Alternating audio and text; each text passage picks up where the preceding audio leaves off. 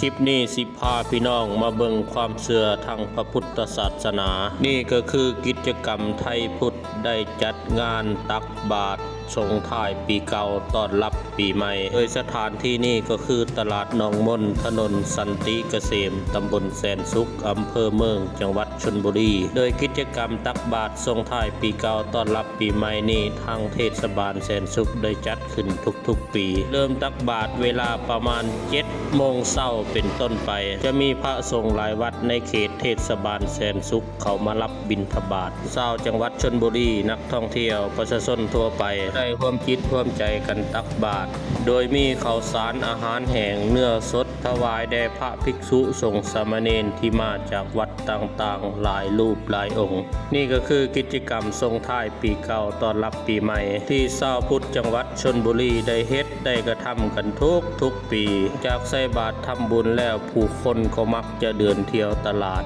กินอาหารพื้นบ้านและก็ไปเที่ยวต่อชายหาดบางแสนซึ่งอยู่ใกล้ๆกันนั่นเอง